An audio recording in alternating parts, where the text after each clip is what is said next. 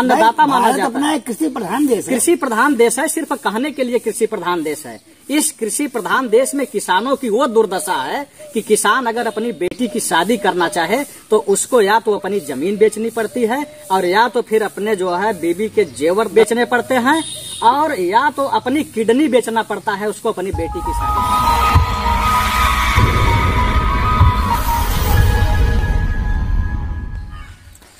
स्वागत है आप सभी दर्शकों का जन जागृत न्यूज चैनल पे। आइए हम आपको दिखाते हैं प्रयागराज के मांडा ब्लॉक अंतर्गत बरहा कला में। इस टाइम हम मौजूद हैं और हमारे सामने बैठे हुए हैं यहाँ के प्रधान प्रतिनिधि जी, जिसका नाम राजेश्वर यादव जी हैं। आइए हम इससे पूरा उनके मुखार बिंद से उनका परिचय लेंगे। आप देख रहे हैं जन जागृत न्यूज चैनल के साथ, मैं पत्रकार इस्लाम अंसारी, कैमरामैन रितेश केसरी के साथ। आइए हम बात करते हैं प्रधान जी से। अब हमारे नए दर्शकों के लिए अपना पूरा परिचय दें। मेरा नाम राजेश्वर यादव है और मुझे लोग किसान नेता के रूप में ही जानते हैं। और स्थिति यह है कि मैं इस समय जो है इस गांव का जो है प्रधान भी हूँ और महिला सीट थी श्रीमती जी प्रधान है। क्या नाम प्रधान जी का? प्रीति यादव। अच्छा जी, अपनी बात रखें आप। दरअसल ऐसा हुआ कि अभी जीते हुए हम लोगों को 7 महीने हुआ है, लेकिन ज्यादातर पूरा टाइम निकल गया कोविड में। जिस तरीके से महामारी फैल रही थी, इस महामारी में ज्यादातर लोगों को वैक्सीनेशन का जो दबाव था लोगों के ऊपर, वैक्सीनेशन के लिए प्रचार प्रसार करना, उनको घर से निकाल के लाना और सारा समय उसमें गया। लेकिन उसके बावजूद भी जो विकास कार्य थे, सड़क और नाली, तो हमने लगभग जो है अपने गांव में 7 रोड बनवाई है। 7 इंटरलॉकिंग हमने रोड बनवाई है, नाली बनवाया है, हमने सोख्ता गड्ढा बनवाया है। जहाँ की रोड पर जो मैं प्रधान नहीं था तो उसके पहले जो है रोडों पे लोग पानी बहाते थे, तो हमने देखा तो बिना किसी से पूछे हमने जो है उनको सोख्ता गड्ढा ले आकर के बनवाया। आज लोग जो है गड्ढे में पानी डाल रहे हैं हैंड पाइप का। सड़क पर उनका पानी जो है जो बह रहा था वो पूरी तरीके से सड़क आपको सूखी हुई मिलेगी। जी, आपने इतना भी काम करा दिया है। जी जी। जैसे कुछ महत्वपूर्ण बातें ये भी हैं कि यहाँ पर जो पानी जो समस्याएं के लिए कुछ लोगों का आवाज था कि पानी की दिक्कतें समस्याएं होती थी, जो चापाकल लगे हुए उसकी मरम्मतीकरण नहीं हो पा रहा है, उसको कोई बनवा नहीं रहा है, क्या अभी वो सारे सुधार हो गए हैं? देखिए, हैंडपंप की स्थिति तो इतनी बदतर है कि अगर हैंडपंप रिपेयर के लिए जो खोला जा रहा है उसमें 3-3, 4-4 पाइप सड़ी हुई है, सरिया खत्म है, सिलेंडर खत्म है। यानी ऐसा लगता है कि जैसे उसको 10 साल से पड़ा रहा हो, रिपेयर ना हुआ हो। अभी कल मैं एक हैंडपंप खुलवाया था, उसमें जो है 3 पाइप और 3 सरिया जो है खत्म थी। अच्छा, तो जो भी लोग आ रहे हैं सिस्टम से कराया जा रहा है। लोग आते हैं, वो अपना बाकायदे रजिस्टर पे सिग्नेचर करते हैं, एक एप्लीकेशन देते हैं, उसके बाद मिस्त्री जा करके हैंडपंप खोलते हैं और जो सामान उसमें जो जरूरत है उसका रिपेयर में जो है सामान लगाया जा रहा है। प्रधान जी, एक चीज और, आपका बहुत रूमाल उड़ा हुआ है कि आप बड़े ही दबंग किस्म के प्रधान हैं। लोग जो आपसे कुछ सवाल जवाब करते हैं अगर विकास को लेके तो उस पर आप चिढ़ जाते हैं, उनको आप कुछ अनर्गल बातें बोल दिया करते हैं, ऐसा कुछ सुनने में आया? नहीं, इसका तो कोई प्रूफ नहीं होगा। और रही बात दबंग की, तो मैं राजा भैया नहीं हूँ कि मैं दबंग हूँ। मैं एक साधारण परिवार से हूँ और इतना साधारण परिवार से हूँ कि मेरे बारे में अगर जानना हो तो आप जो है गांव में किसी भी व्यक्ति से पूछ सकते हैं कि जब मैं 1.5 वर्ष का था उस समय मेरे पिताजी का साया मेरे सर के ऊपर से उठ चुका था। उस समय मेरी माँ की उम्र 23 साल थी। 23 साल की महिला जो है हम लोगों की परवरिश की है और हम 2 भाई हैं, मैं बड़ा हूँ, एक छोटा है। तो आप सोच लीजिए कि जिस स्थिति में हम, एक अनाथ बालक कभी दबंग हो सकता है क्या? और अगर ऐसा कोई कह रहा है तो वो जरूर मेरा विरोधी होगा। और विरोधी इसको क्या कहते हैं ये आप अच्छी तरह से जानते हैं। करीम आपका ये कि रूमर उड़ाया गया है आपकी विरोधी की तरफ से, ऐसा किसी को आपने जलील नहीं किया, न किसी तरह से नर्गल बात रखा किसी पत्रकार का? इसकी अगर जानकारी लेनी हो तो आप मेरे गाँव में जा करके इसकी जानकारी आप ले सकते हैं स्वतंत्र रूप से। उसमें कोई दबाव नहीं है। आप किसी भी बस्ती में जा करके आप मेरे बारे में किसी से पूछ सकते हैं। और अभी आपने कहा कि आप एक किसान नेता भी हैं। जी, किसानों के लिए, किसानों की मैं आवाज हूँ, किसानों के लिए लड़ता हूँ। तो अब उसमें लड़ने वाले को अगर नेता कहा जाए तो अलग चीज है। तो आप आखिर उसमें क्या करते हैं? अगर नेता नहीं है, आप नेतृत्व नहीं करते, कर क्या रहे हैं आप? नहीं, देखिए, मैं किसानों की जो पीड़ा है, किसानों की जो व्यथा है, मैं उसको लेकर के लोगों को जागरूक करने का काम करता हूँ। अब किसानों को कोई पूछने वाला तो है नहीं। किसान अगर अपनी बात कहीं रखने जाए तो उसे लाठियां मिलती हैं।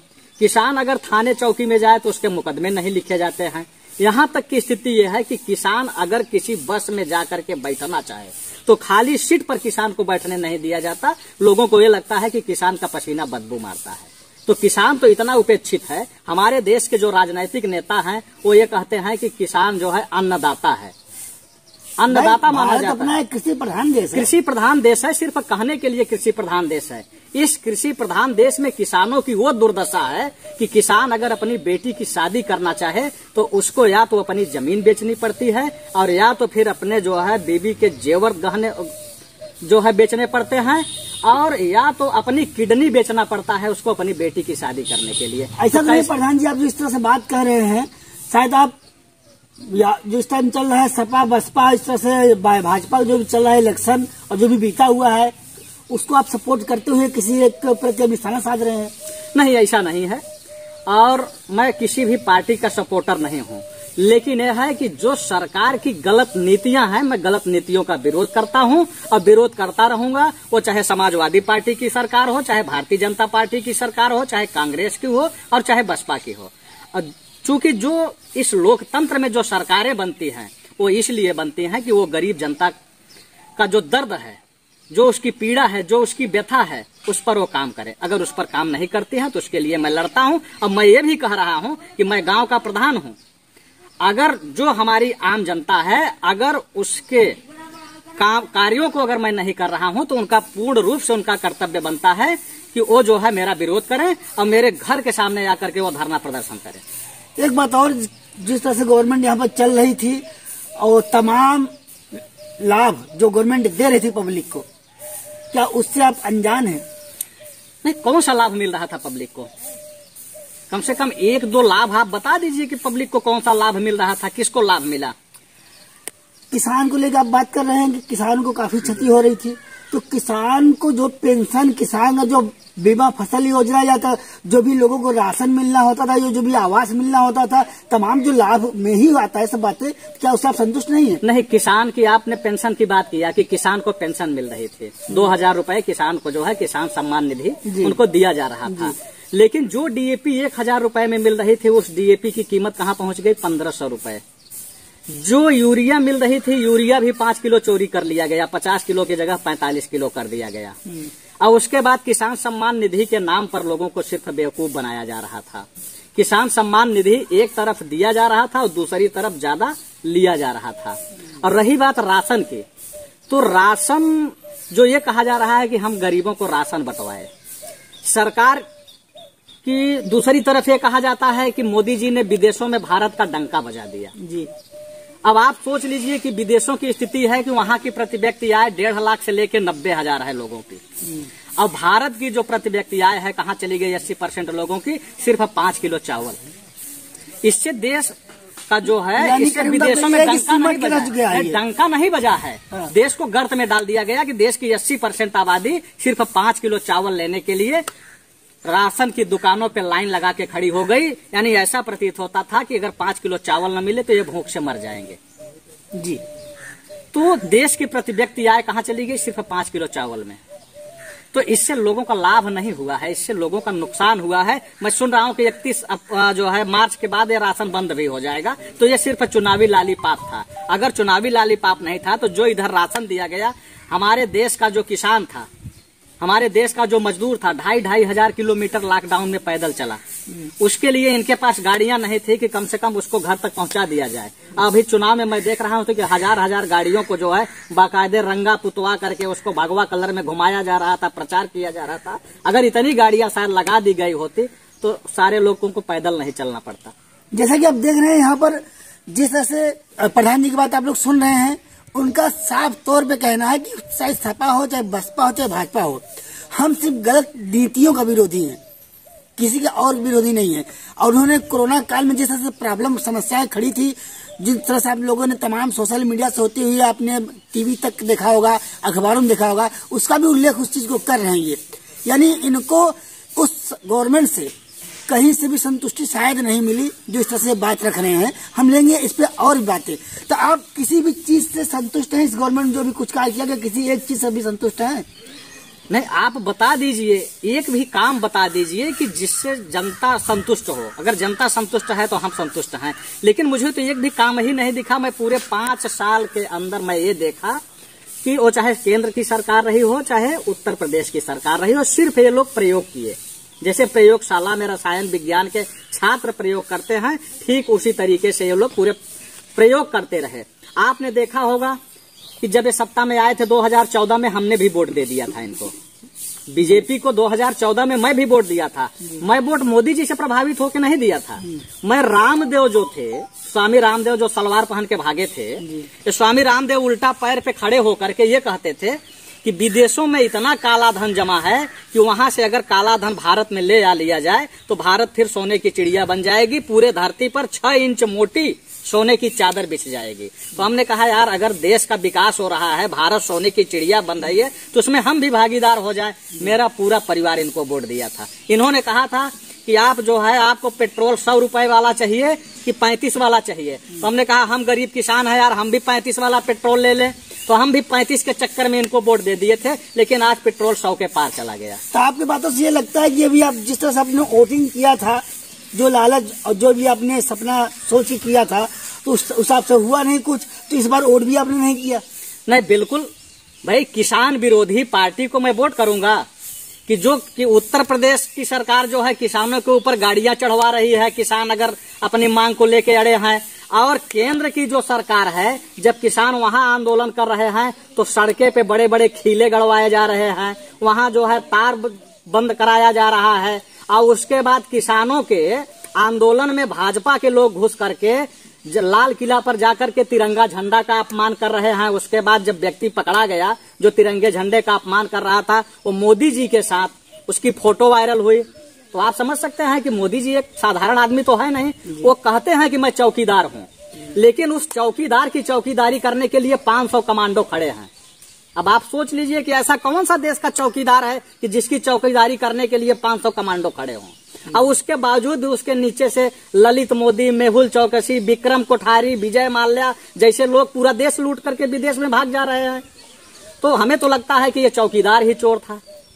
तो कुल मिला के कहने मतलब ये है कि अब आप चौकीदार बदल दिए हैं?